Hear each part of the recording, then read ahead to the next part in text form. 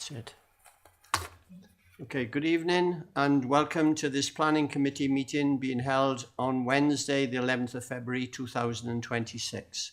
This is a multi-locational meeting which is being held in the Council Chamber at Penalta House and via Microsoft Teams. The meeting is being live streamed and a recording will be made available to view via the Council's website, except for discussions involving confidential or exempt items.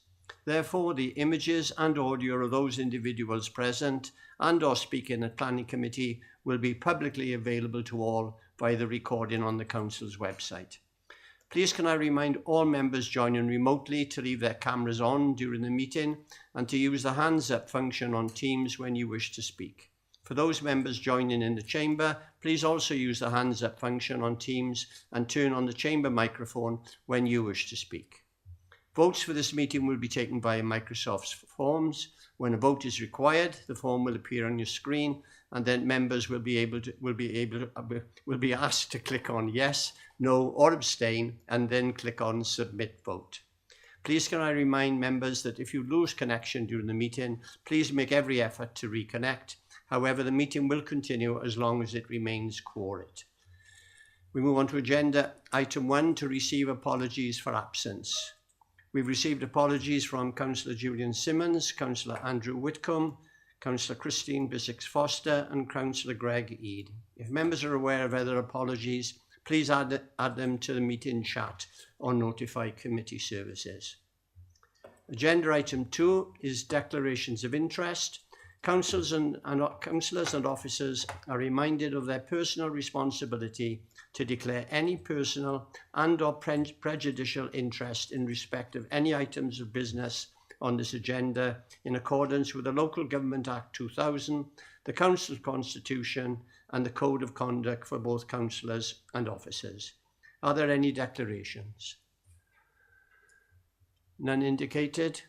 Okay, then can we move on to agenda item 3, and that's the minutes of the Planning Committee held on the 14th of January 2026. That's page 1 to 7 of the pack. I'll go through them one page at a time. For questions or concerns, that's page 1, page 2, page 3, page 4, page 5, page 6, page 7. Can I ask for a mover or a seconder, as there's no questions? Okay, thank you. It's been moved and seconded. Can we have a vote then, please? Members, if you can vote on the poll that is before you any moment on the accuracy of the minutes, I would be very, very grateful. Anyone having any problems, please let me know and I'll record your vote.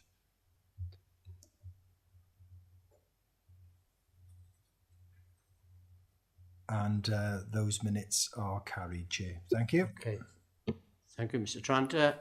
Now we move on to agenda item 4, which is application number 25/0477/full. It's plot 3, Tudor Business Park, Nelson, and the case officer is Helen Winsell. Helen, can you make the presentation, please?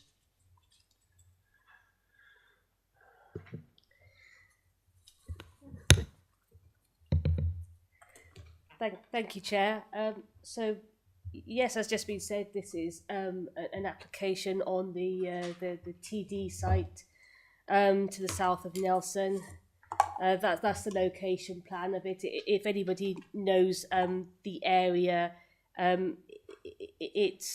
this is located to the south of the A472, and it's to the south of the existing White Bean Court business units that are already on the site. So it's an aerial photograph there.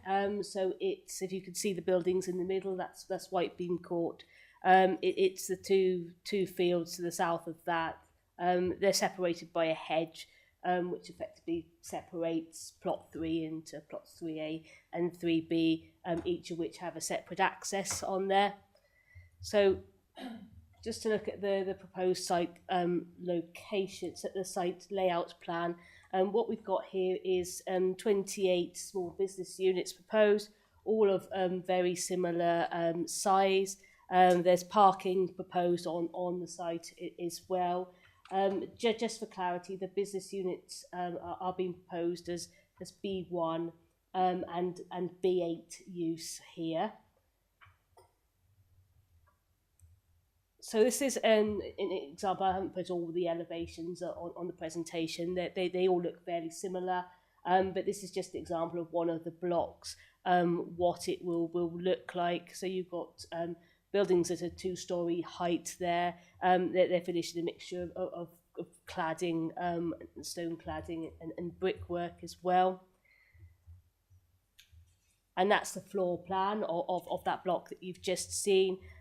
You will note, going back to the elevation, that there are windows at the first floor level, and we've just had ground floor block plans submitted. The reason being for that is that the units are designed to be flexible. If people wish to put a mezzanine in at first floor level to support their business, that's something they could do, and obviously the windows would then be there to light that floor of the building. There's a landscape master plan which is proposed is well. The landscape master plan shows there's existing trees around the perimeter, which are being retained as part of the proposal. The hedge through the middle is being retained as part of the proposal. There's also sort of a hedge on the northeast boundary, which has been retained as part of the proposal. There's also quite significant additional planting going into the site for landscaping and enhancement purposes as well. That's a 3D image of what the site will look like, just to give you a bit of an idea of what the site will look like when it's developed. And just some photographs here. So these are photographs taken of the access into the site. So the first one on there is the access from the existing TD Spine Road, and you've got you can see the existing units for White Beam Court there, and the second one is the frontage along the access, which you can see extending off the Spine Road in the first photograph. It's a frontage of the development. These are photographs of the frontage of the development onto the TD Spine Road, with the hedge which is establishing at the moment, which will remain as part of the development. And you've got there the two separate accesses into the plot A and B, which are already there and were put in as part of planning permission for previous infrastructure works on the site. So just to go through the merits, the application is actually a departure from the development plan. The site is allocated for B1 uses, and there are B8 uses proposed as part of this development as well.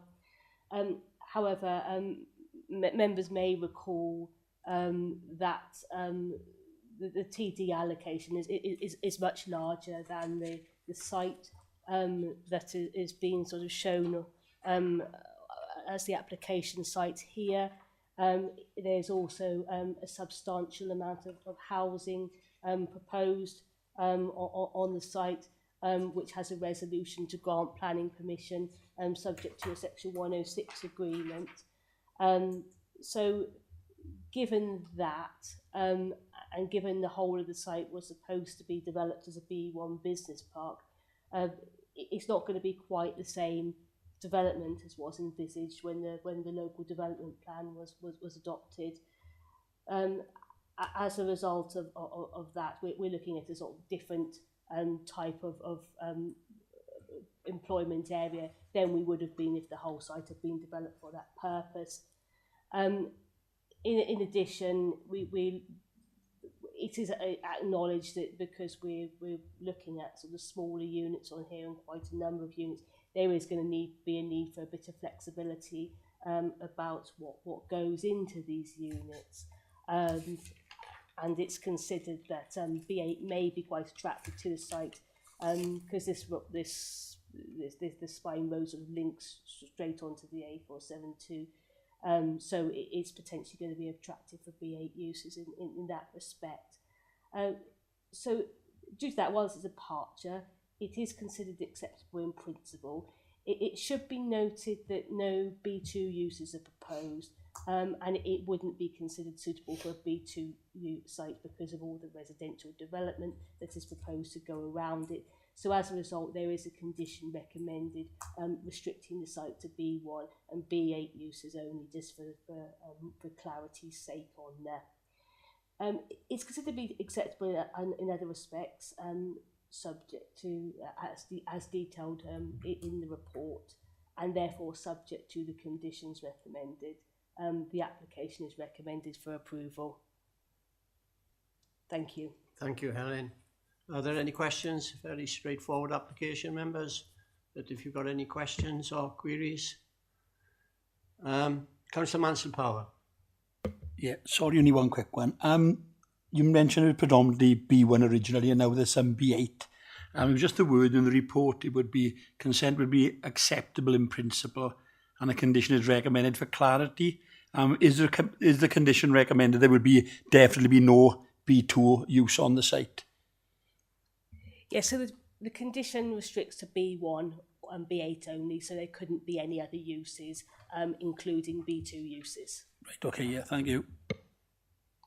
Okay, no further indications. The recommendation is that permission be granted subject to the conditions contained in the officer's report. Somebody move that? You move, thank you, Councillor Angel. Has it been seconded? Second, Chair. Okay, Councillor thank Woodland. you. It's been moved and seconded. Can we have the voting slip then, please, Yeah. Mr. Tranter? Yeah, certainly, Chair. Members, if you could vote on the application before you, on the voting slip that is before you any moment. Any members having any difficulty, if you could please let me know, and I will record your vote.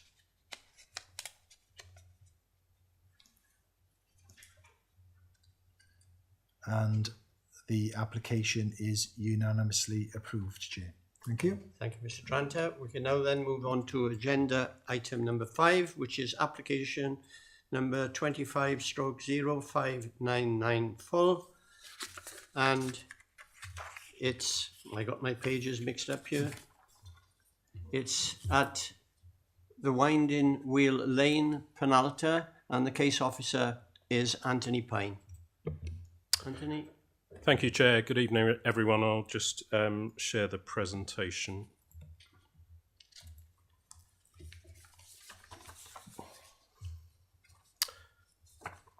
So this application seeks planning permission to construct 33 affordable dwellings, as well as a retail unit with associated green infrastructure, access, parking, and associated works. The plan before you shows the site outlined in black, and this is located close to the existing Cwmcallon development that can be seen on the right-hand side of this slide. It's bounded by Penalta Road to the west, and then it's Cwmcallon Road, and then spurring off that is Winding Wheel Lane. Just coming up is an aerial photograph. The site, you can just see my cursor is broadly being tracked out by myself at the moment. There with Penalta Road, Cwmcallon Road and the Winding Wheel Lane. Just to point out, to the northwest, approximately 20 metres away from the site is the former bath house, which is a listed building, and then there's further listed buildings, former colliery buildings, bank house and the lamp house there. The site is comprised of brownfield land, that's land not considered to have fully assimilated into the landscape, and is located within the defined settlement boundary. And the proposed uses of retail and residential have been considered by the planning policy officer to be acceptable in terms of the relevant LDP policies and allocations.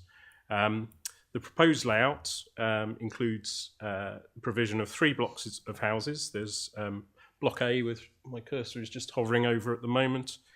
Block B there, slightly further south on the site, is Block C, which is made up of both common access apartments and 2 numbered 1-bed walk-up flats.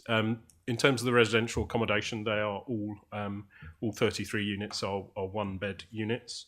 And then just moving down to the southern end of the site, which is on the corner of kind of Penalta Road and Cwmcallon Road, along with Winding Wheel Lane, is a proposed retail unit. Just flicking through the slides, these are the blocks, typically 3-storey in height for the residential. This is Block A with the floor plans, Block B with the floor plans there, Block C, which was slightly further south on the site. Just to note, the gable end elevation shown here, it is, with my cursor just hovering over, it was considered by officers that fenestration could be improved with additional windows, because it is sort of viewed up Winding Wheel Lane. So we've had discussions with the agent, but it's if members are minded to approve the application, it's noted that there's a planning condition requiring sort of revised details of that element of the scheme, so it can be agreed. This is the retail unit, which is lower in height and has been set up to either accommodate 1 or 2 retail units on the site. There is a planning condition again on the permission restricting the use, I believe, to A1 retail. So these are some site photographs taken recently. This is top left, looking from kind of Cwmcallon Road and the Winding Wheel Lane junction with the site just in the opposite side of the road there, the left-hand part of the site. Moving sort of into the site, you can see some view with mainly scrub, and then looking down towards the other end of the site with the bathhouse visible in the background, and the other listed buildings that I mentioned. This is taken further along Winding Wheel Lane, again with the site shown there. It is proposed to retain the most mature trees on the site, which the landscape officer is content with, and there would be sufficient replacement planting of trees to be lost to meet national guidance. The council's heritage officer has also considered the impact on the listed buildings, which is deemed to be acceptable. Just to mention, the development is proposed to be 100% affordable housing in respect of the residential component of the scheme. This would exceed the policy target of 25% for the area. If members are minded to approve, there would be a legal agreement which would require the policy compliant 25%. But it's understood that there's likely to be an over provision of affordable housing on the site as a benefit from the developer. This is just a couple of street views. It was probably of use. I've chosen an older one so you can see how the site was in 2011. Just, I assume, when Winding Wheel Lane was more recently installed, and then that's how it's sort of the current situation on the site. The application's been advertised via a press notice, site notice and neighbour notification letters. There were responses received from 4 individuals, and these responses are detailed in the officer's report. However, in summary, in respect of negative responses received from a member of the public, this concerned the proposed retail unit and a potential concern that that might sort of remain unlet for a period and could be subject to vandalism, and concern over a parking provision. In terms of the concerns over, potential for vandalism with any unoccupied unit, that would essentially be the responsibility of the developer to maintain site security as it's being developed. And it's also probably worth noting that the residential element is likely to provide sort of natural surveillance from occupiers. That would likely be a deterrent, and sort of issues of antisocial behaviour would be a matter for police or the local authority to deal with. In terms of parking provision, there would be at least one space per bedroom for the residential apartments and separate car parking for the retail unit. The Chief Transportation Engineering Manager has reviewed the scheme and offered no objection to the development, subject to conditions. A neighbouring landowner has raised some concerns in respect to the development. This is detailed in the officer report, but these matters are considered to either be already have been resolved by the developer, relate to other regulatory matters such as sustainable drainage or SAB approval, or be private civil matters. And 2 supportive comments have been received in respect to the development, mainly to do with the welcome provision of the retail element of the scheme. Just to advise members, I do have an item of late correspondence to report. That's from the Environmental Health Office, who's advised that they have no objections to the scheme, but have requested sort of additional or amended conditions to address matters related to contamination, site investigations, operation of the retail store, site lighting and controls during the construction period. So if members are minded to approve the development tonight, delegated authority is requested to amend and or add conditions to incorporate the recommendations of the Environmental Health Officer. So in summary, Chair, the application is recommended for approval, subject to a Section 106 agreement to secure 25% affordable housing, with the requested delegation to agree finalised planning conditions. Okay, thank you, Mr. Pine. Are there any comments, any questions, members? None indicated. In which case, you've just heard the recommendation from the officers, and I'll repeat that recommendation that A, the application be deferred to allow the applicant to enter into a Section 106 obligation for the following: 25% of residential units provided as affordable housing, and on completion of the Section 106 obligation, B, the planning permission is granted subject to the following conditions, and that includes the amendments that you just mentioned, Mr. Pine. So can somebody move? Thank you, Councillor Angel. Is it seconded? I second that, Chair. Okay, thank you, Councillor Williams. Then can we have the voting slip, please? Yes, certainly, Chairman. Members, could you please cast your vote on the planning application before you, which is to recommend approval subject to Section 106 agreement.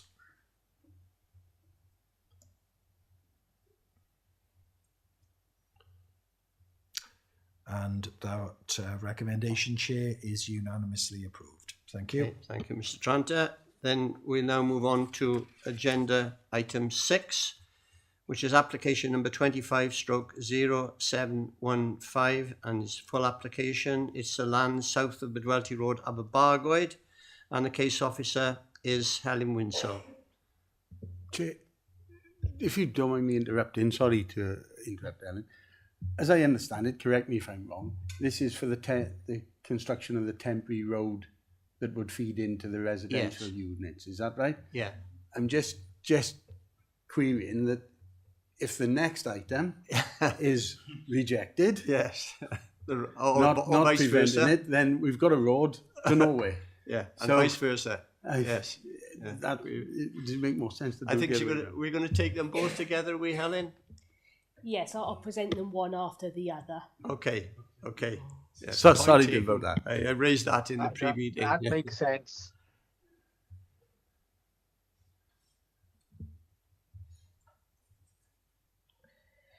Right, thank you. So the first one, it is, as has been said, it's land of south of Bedworthy Road, Aberbargoed. and the application is for the construction of a temporary haul road for a period of 36 months. And as has already been said, this would be to allow construction vehicles to access the housing site, which is the next item on the agenda. So here's an aerial photograph. So the haul road would be to the southeast of the existing dwellings that you can see on the picture, and you can see Bedworthy Road in the north, on towards the top of that aerial photograph, and the haul road would be accessing the site from that. So proposed layout there. So it would be a road that it would come down past the rear of those houses, and as you can see, it will enter into the site in the bottom left hand corner of the plan that's on the screen there. Once, obviously, it will be a temporary feature. The housing development itself will be accessed from elsewhere, and I will come on to that in a minute. But once the development has been constructed, there will be no need for that haul road anymore. So as a result, obviously, there is a condition on there that it shall be ceased to be used after that period. And there'll also be a need to restore it to its previous condition, and this is what this plan is showing essentially. As it is at present, the intention is to mostly restore the site to grassland. The parts in blue that you can see, the part in the bottom left hand corner, there's an overlap there with the housing site in terms of the plans for that, and that would be used as drainage features for the housing site. The part in the top right hand corner, there's actually planning permission to build a house on there already. There's currently development taking place to the north of Bedworthy Road, and as part of that planning permission, there is planning permission for a house on that blue part of land there, which will effectively close off the entrance to the site of the road. So just some photographs we've got here. We've got this is the point where the haul road would adjoin the public highway. At the moment, it's being used. You can see the car in the photograph. It's being used as a parking area for the development of the site to the north of the road. A couple of photographs here which just show the route that haul road is going to take behind those houses. So it effectively is going to go between the two fences that you can see in the photograph. And again, there's another one here of that route where it would sit between the fences behind the houses and also the trees that you can see on the right hand side of the photograph as well. And that's where it will enter the site. There will be some trees that will have to come down as part of that. But across the wider housing site, there is a substantial degree of planting, as we will come on to in the next presentation to compensate for the loss of trees. So that's the haul road. I will go through the merits of that, and then I will go on to the next presentation. So in terms of the haul road, we have actually received some objections to it. Those objections have largely been on neighbour amenity grounds, being concerned about things like disturbance, intrusions, sort of potential overlooking from lorries, and also sort of potential sort of pollution impacts as well of those lorries. The idea of the haul road being there would prevent because it would prevent vehicles having to use a fourth when, which is if you look at the location plan, the residential cul-de-sac, which is next to the site, and which the current sort of houses that are on that estate use to access at the moment. It is recognised that it would have short-term impacts on residents on the estate in terms of the additional disturbance that those lorries would create. However, it should be noted that if there wasn't the Hall Road there, the access to the site would be via the Forth Wen, via the public highway, and clearly there would be additional highway safety impacts from accessing from the public highway rather than using this road as proposed. So as such, it is considered to be acceptable in that respect. It should be noted as well that there is that within the construction environmental management plan, there is set out that it would be used as through normal construction hours. So as a result of that, it would be daytime working only, which will obviously assist in preventing disturbance to residents at unsociable times of the day. So it's also considered to be acceptable in other respects, and these are sort of set out in detail in the report. So therefore, subject to conditions, the Hall Road is recommended to be approved for a period of 3 years from the date of this permission. It also should be noted as part of those conditions that there is a condition that requires the restoration landscaping to take place in the first planting season after the use of that road ceases. So thank you, that's the first one. I will now go on to the second. Okay, thank you, Helen. Any questions on this then, members? None? Okay, if there's no questions, then perhaps we can move straight to the recommendation, and that is that permission be granted subject to the conditions contained in the officer's report.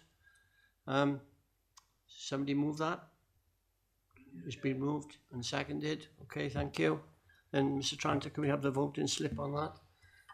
Thank you, Chair. Members, if you could please cast your votes on the planning application for the Hall Road that you've just heard before you. Anyone having any difficulties, please let me know.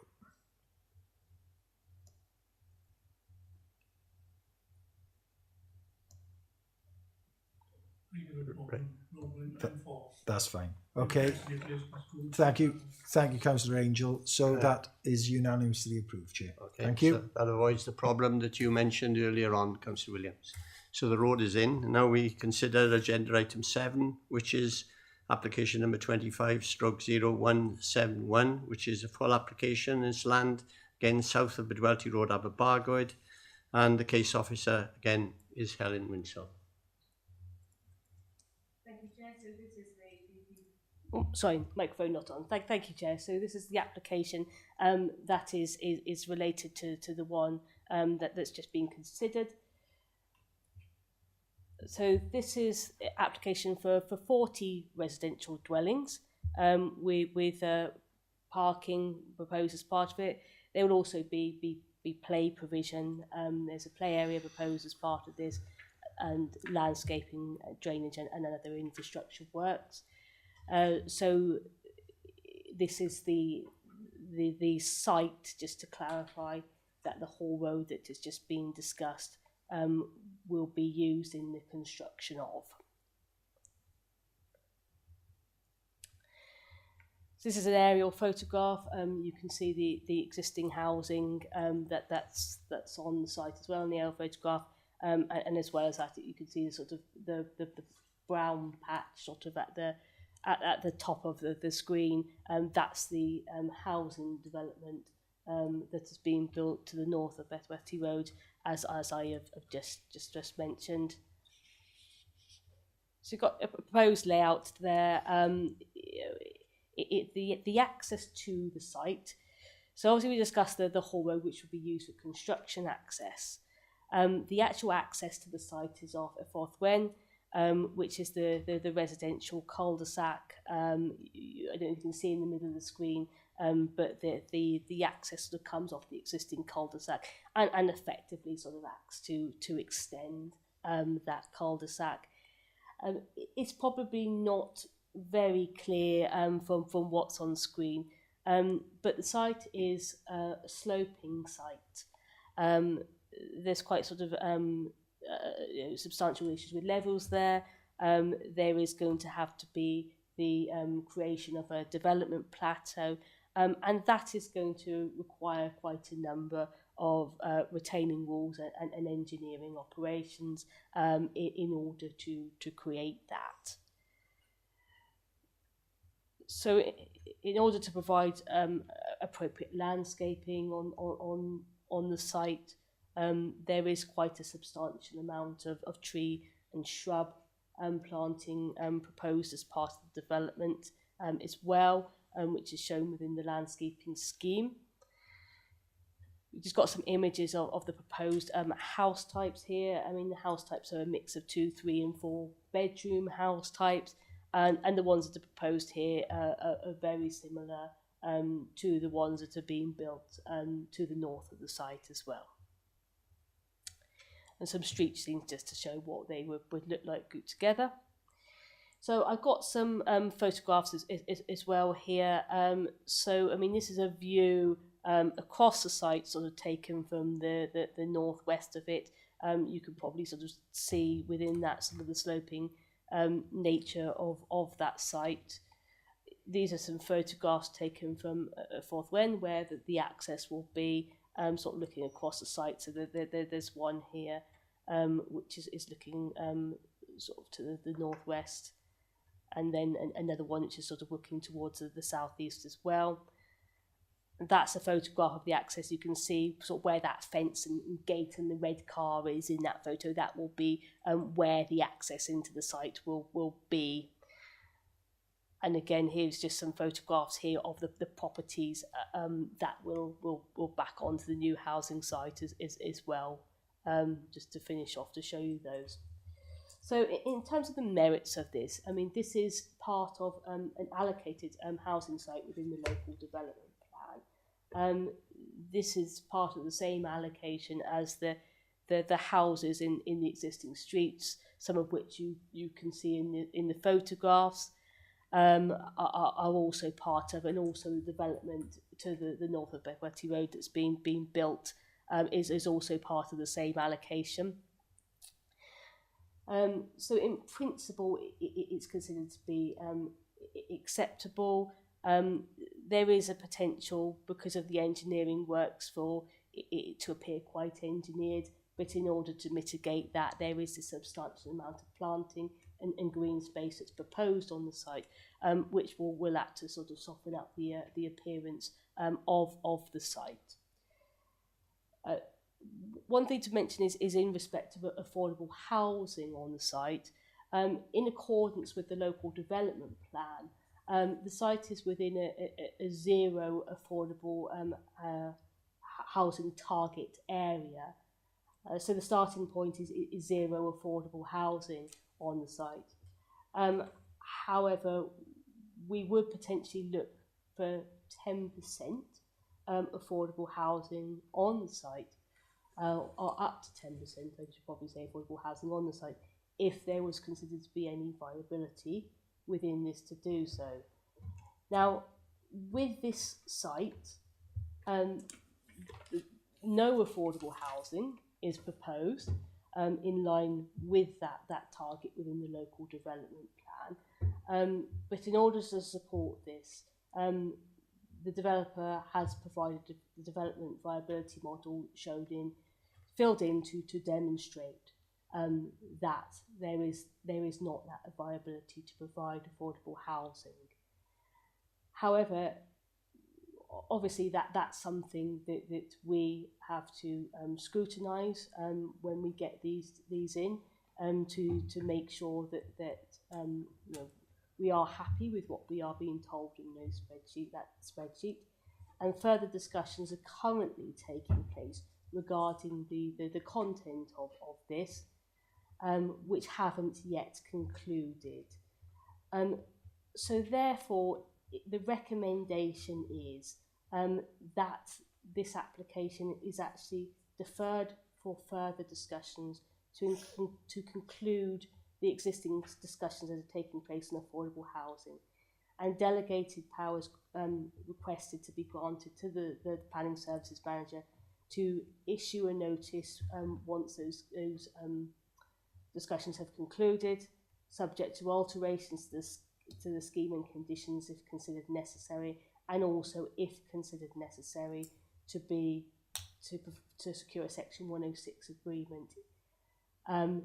It should be noted, though, with that would only be necessary if it was considered that affordable housing was viable. So, subject to that recommendation, the development is considered acceptable. It's also considered acceptable in other respects that I haven't gone through that are detailed within the committee report. Just to update on a few issues as well. We've since had some amended plans to provide some very minor amendments to the play area, which we provided as a locally equipped area of play, a leap, and this will require condition 2, the plans condition, just to be updated to reflect the new documents that have been submitted, and delegated authority is also requested in order to update that condition 2. The Environmental Health Manager have also requested that further information be submitted in respect of contaminated land with respect to some of the made ground on the site. And again, delegated authority is requested to replace condition 3 with one which would allow that information to be sought from the applicant at condition stage. So subject to that, as I've said, the development is considered acceptable, but obviously due to this affordable housing issue, which is still to be concluded, it is requested that the application is deferred to conclude those discussions, and that delegated powers are granted to deal with the application from that point when those discussions have been concluded. Thank you, Chair. Okay, thank you, Helen. Are there any questions on this? Yeah, I can see Councillor Shane Williams. Thank you very much, Chair. I note that this is on a greenfield site, and that the fact that it's allocated land for housing notwithstanding, I also note that there didn't seem to be any objections from neighbouring properties. I couldn't see that in the report, so there doesn't seem to be any objection on that point.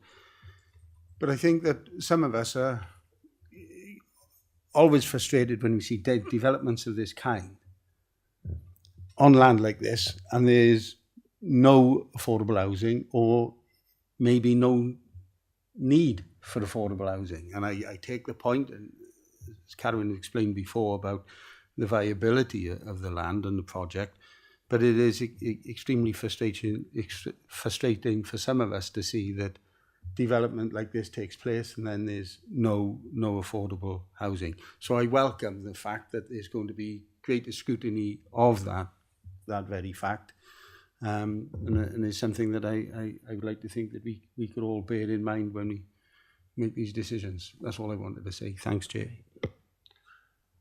Councillor Adrian Hussey, you've got a question? Yeah, thanks, Chair. I noticed on the proposal that there's going to be electric vehicle charging points. I was just wondering how many there's going to be for the 40 houses. And my second point was, if they do put affordable houses in there, is there any provision to make sure that they got solar panels on? Thank you, Chair. Okay, thank you, Councillor Hussey. Any response from officers on that? Yeah, so they're providing 25% electric vehicle charging. I mean, obviously, electric vehicle charging is increasingly becoming something that's important due to the way that the policies stand with it. It's being considered that 25% is acceptable because in actual fact, that there's no sort of requirement in future Wales which talks about sort of non-residential development, the provision of 10% electric vehicle charging on those sites for residential. So it would actually be sort of a betterment given it's provided on a residential development than what is said in future Wales at the moment. There's in terms of solar panels, there is a proposal for solar panels on the houses, air source heat pumps as well. It may well be though that if there was to be affordable housing on the site, that some of the unit types would have to change. But I would anticipate that we would be looking for similar on those properties if that was the case. Okay, thank you, Helen. Okay, thank you, Ellen. Are there any further questions? I don't see any indication. None? Okay, then the officer's recommendation is that that the application be deferred for further discussions on whether affordable housing can be provided on the site, and B, that on conclusion of these discussions, delegated powers are granted to the planning services manager to alter the scheme and recommended conditions if necessary, and issue a decision notice taking granted planning permission for the development, having first secured a Section 106 obligation for the provision of affordable housing of up to 10% if the viability of the development proposal is concluded to have allowed for such provision. And also there's a change in the conditions 2 and 3, I think, Helen. That's correct. Okay, yes. so that's a recommendation. Can somebody move? Again, thank you, Councillor Angel. It's been moved. Has somebody seconded? I'll second, Chair. Okay, it's been seconded. Then can we have the voting slip, Mr. Tranter? Certainly, Chair. Members, please vote on the application that you've just heard about, please. Anyone having difficulties, just let me know.